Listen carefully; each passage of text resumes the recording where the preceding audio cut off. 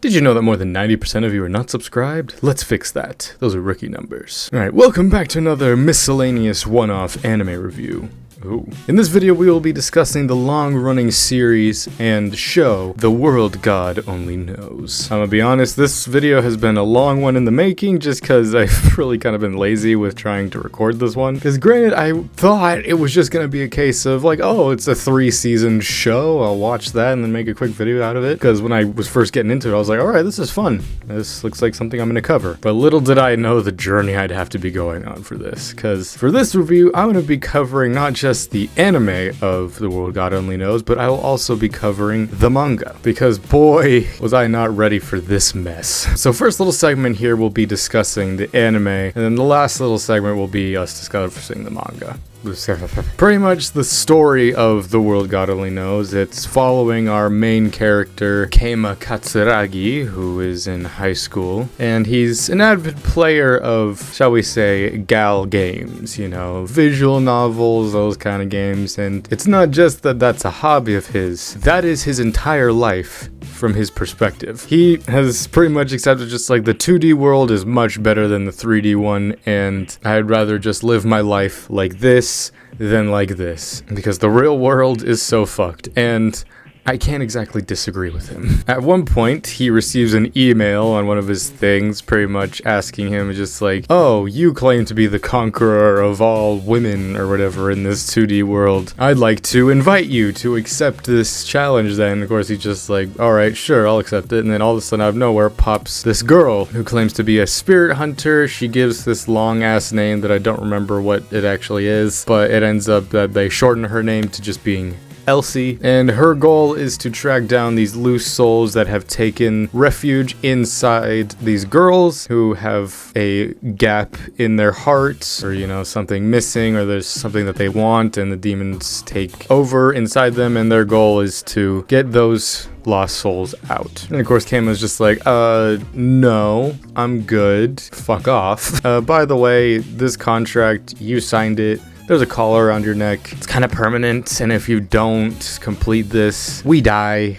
So, pleasure doing business with you. And pretty much the whole series is Keima having to be the god of conquest, because how they get those loose souls out of the women is that they have to replace that hole in their heart or whatever, and how do you do that? You make them fall in love with you. And that pretty much is the whole series. Now, just based off concept, I was like, alright, this seems fun. I mean, the whole, like, yeah, making them fall in love with you, you know, that's classic fantasy, I guess. I will say, the first episode, I mean, for the most part in the whole series, there's a lot of exposition because, goddamn, was I not ready for just how insane they were gonna go with this series. Just introducing all these different concepts, just where we start to where we end. I will say that, like, the first simple things is just like, the first 2 seasons of the anime, I think are really fucking solid. And if you're just looking for just a fun, like maybe one-off thing, watch the first 2 seasons.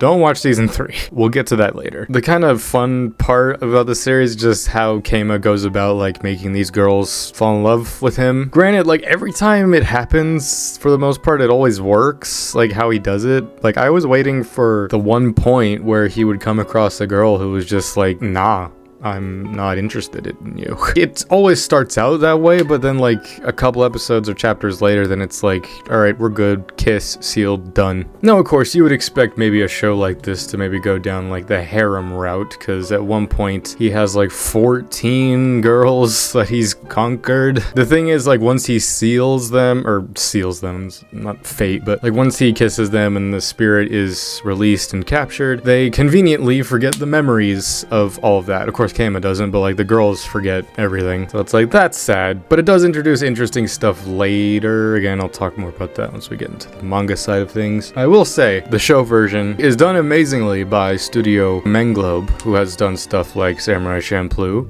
Ergo Proxy, Dead Man Wonderland. Yeah, the art and animation of this is really good. Voice acting is done. Elsie is just adorable. Like, she's just like this ignorant character. It's like, yeah, she's in charge of like doing this like task, but like she's very just airhead most of the time. But the biggest praises I'll give for season 1 and 2. For the most part, I'm gonna spoil a good chunk of this for the whole review, so sorry, not sorry. But honestly, like season 1 was pretty good. A lot of the stories that they covered there, because obviously like you had like the first girl who ends up being a recurring character, and then the second girl, which was kind of like the blonde tsundere character, which that was a fun story. And then the one story that finally like really caught me and got me to be like, oh, okay, I should really give a shit and tune into this, was the library girl in that whole story. When I did a recent anime music breakdown video, I covered a song that played during that segment. And of course, my classic thing with anime is just like, if there's even just like one song to be like, oh wow, that was beautiful, chances are it means I'll remember this show. And this show had a fair amount of those songs, no, I forgot, I skipped the whole idol character as well, Kanon. She ends up being like one of the most important ones going into later shit. Season 1 was fun, but season 2 was when I was like, oh, okay, no, this is fucking good. The first girl that we delve into in season 2, the like martial arts girl with the long hair and all that, it's like, that was, of course, she's my type, but like every single girl in season 2, like all of their stories were ones I was just like, yes, I love this. Yeah, I dealt with like the martial arts girl, and then it dealt with Chihiro, which I think overall that was my favorite story, but again, we'll come back to that. And then the last story, which is like an underrated one, and honestly, like that's one of the biggest praise I give to this, is that a lot of these are like contained stories for the most part. You could watch each one of these story arcs as just like their own thing, of course, if you know the context of why stuff is happening. But the last girl in season 2, which is the teacher, which of course, going into that, I can already see the Chris Hansen memes for that, but I don't know, the way that it was handled, it was kind of fun. And that ended up being one in terms of like a one-off story beat that never really comes back up.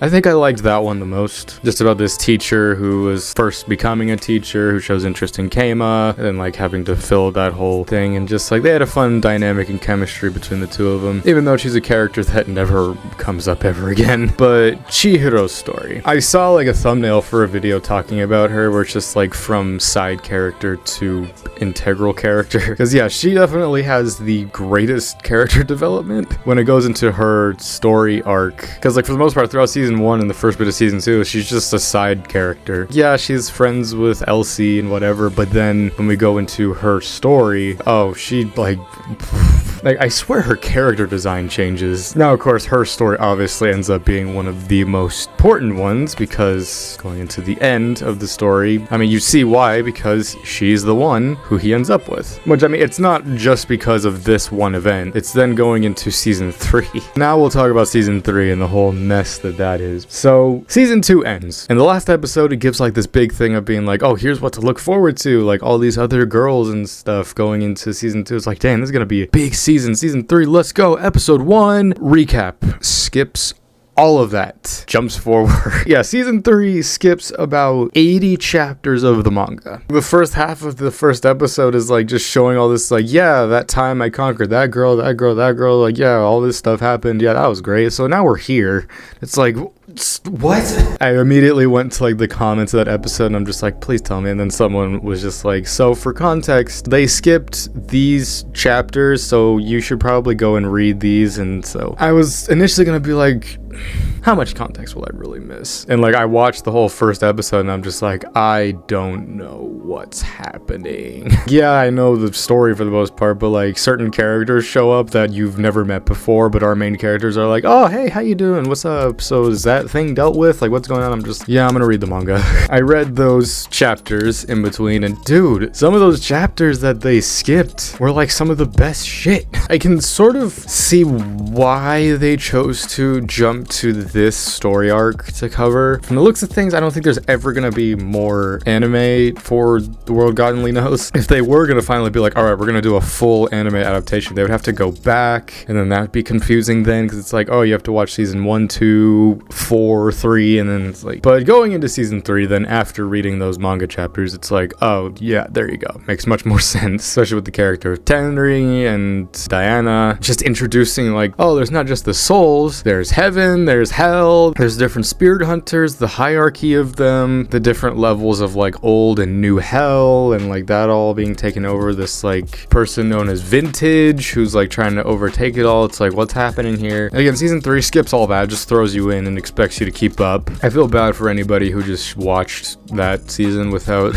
I get why they chose to jump to this story arc, because for the most part, season 3 covers the stories of Ayumi and Chihiro, Chihiro. Ayumi was the first girl he conquered, and obviously Chihiro was, you know, the big one from season 2. And the biggest thing with this arc was that, like, oh, he needs to conquer these girls because there's goddesses inside them, which then we need to reunite them so they get their powers back, so Vintage doesn't use their powers. I hope you're keeping up with this at all. And like the last thing is just, all right, there's one goddess left. It's either inside Ayumi or Chihiro. Keima takes the gamble, and it's like, it's gotta be inside Chihiro. So he goes down this whole thing on a rooftop.